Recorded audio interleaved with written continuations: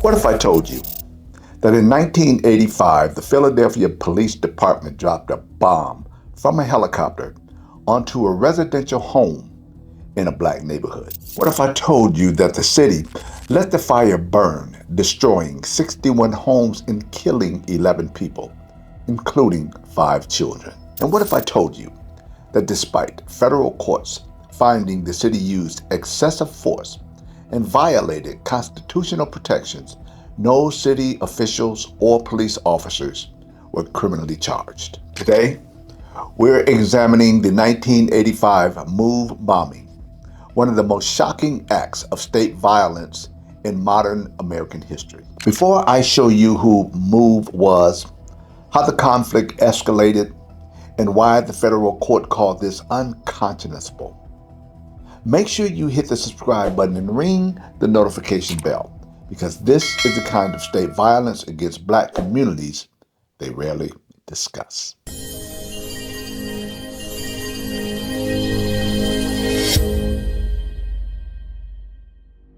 On May 13th, 1985, the city of Philadelphia carried out one of the most shocking acts of state violence in modern history, the bombing of its own citizens. So we knew. In an operation led by the Philadelphia Police Department, a helicopter dropped an explosive device onto a residential home occupied by members of MOVE, a black liberation organization. This resulted with the fire killing 11 people, including 5 children, and destroyed an entire city block, leaving more than 250 people homeless. This was not a war zone. This was not a foreign conflict. This was not a military operation overseas. This was a middle-class black neighborhood in West Philadelphia.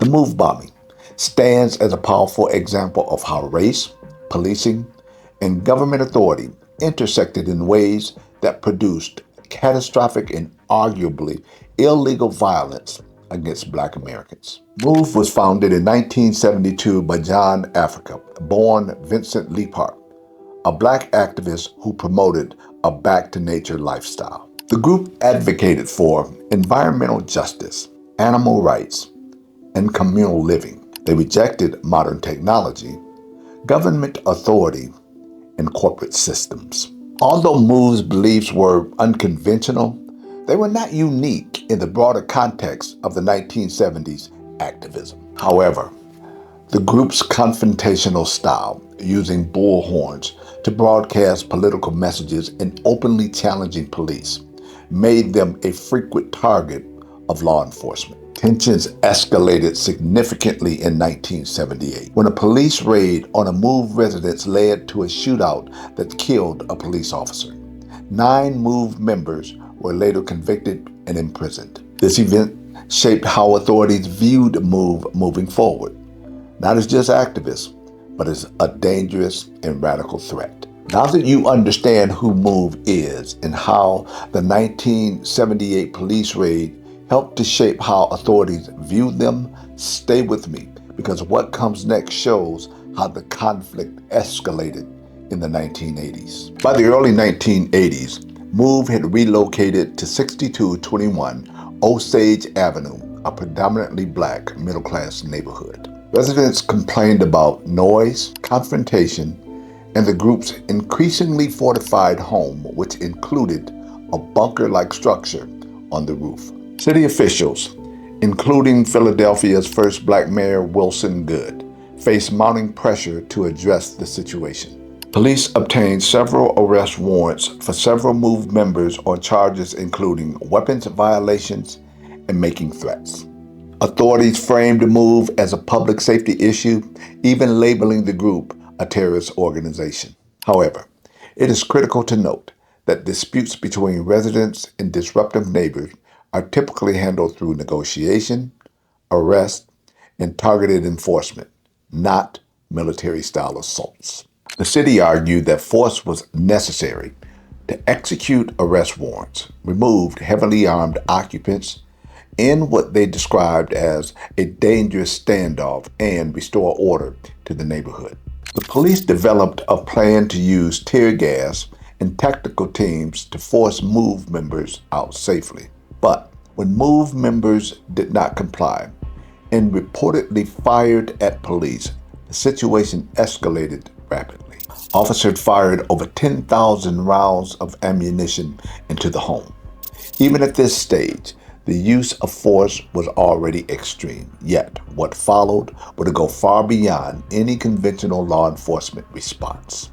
Now that you know that over 10,000 rounds were fired into the home in this black neighborhood, stay with me, because what comes next is a decision that shocked the nation. After hours of failed attempts to force MOVE members out, officials made a stunning decision: drop a bomb. At approximately 5:30 p.m., a helicopter dropped an explosive device onto the roof of the house. The bomb ignited the fire, but instead of immediately putting it out, authorities allowed to let the fire burn. The decision proved catastrophic. The fire spread uncontrollably, destroying 61 homes across 2 city blocks and killing 11 people inside, including children aged 7 and 13. This was not collateral damage in a war. This was the predictable outcome of dropping an explosive device in a densely populated residential neighborhood. Multiple investigations and court rulings strongly suggest that the government's actions were not only reckless but unconstitutional. A federal court later found the city used excessive force and violated constitutional protections. The official MOVE Commission concluded the bombing was unconscionable. The decision to drop the bomb was described as reckless, ill-conceived, and hastily approved. Despite these findings, no city official or police officer were criminally charged. But let me be clear. I do not condone by any means anyone of any race breaking the law, especially when it comes to the use of firing a deadly weapon. However, there are laws and rules that must be enforced when it comes to dealing with these kinds of situations. This lack of accountability raises serious questions about how justice is applied when the victims are black.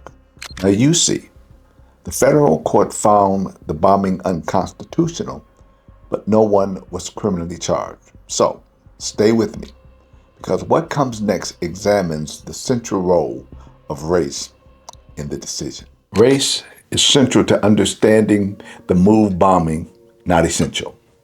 1. A black neighborhood was sacrificed.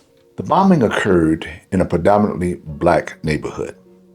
The decision to allow the fire to burn ensured widespread destruction not just of MOVE's home, but of dozens of surrounding homes belonging to uninvolved black families. It is difficult to imagine a similar decision being made in a wealthy or predominantly white neighborhood.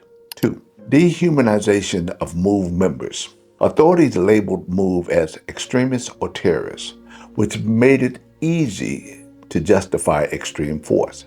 Historically, black activist groups have often been surveilled, criminalized, and treated as threats to national security. We saw this happen with the Black Panther Party and other civil rights organizations, treated as COINTELPRO targets. This pattern goes back when J. Edgar Hoover's COINTELPRO operation targeted black activists as internal enemies of the state. Perhaps the most disgusting aspect of the bombing is that officials knew that there were children in the house and still proceeded. The willingness to use explosives in such conditions reflect a level of disregard that many scholars and critics argue is rooted in systemic racism. The aftermath of the MOVE bombing compounded the tragedy. Over 250 people were left homeless. An entire city block was destroyed, and 11 people were dead, including 5 children. Survivors of the families received a financial settlement, including $1.5 million awarded in 1996. The city issued a formal apology, but not until 2020, 35 years later. Even more troubling, the remains of victims, including children, were mishandled and kept by institutions without family consent for years, reigniting outrage decades later. The move bombing is not an isolated event. It fits into a broader pattern of aggressive policing and state violence directed at black communities in America. From the suppression of black political movements to modern debates about police militarization, the same theme persists: disproportionate use of force, criminalization of black activism, and the lack of accountability for state violence. The move bombing represents one of the most extreme examples, but not the only one. The 1985 move bombing forces a difficult but necessary question. What happens when the government treats its own citizens as enemies? While officials justify their actions as necessary to restore order, the methods they used cross legal, moral, and constitutional boundaries. Bombing a residential home, allowing a fire to spread, and killing children. The fact that no one was criminally held accountable only deepens the injustice. Unfortunately, the move bombing was not just a historical event, it was another warning. It reveals how quickly government power can escalate into violence, especially when a race shapes who is seen as worthy of protection or who is treated as expendable. On May 13, 1985, the Philadelphia Police Department dropped a bomb from a helicopter onto a residential home in a black neighborhood. They let the fire burn. 61 homes were destroyed, 11 people were killed. That's to include 5 children. A federal court called it unconstitutional, yet no one was criminally charged. That's not law enforcement.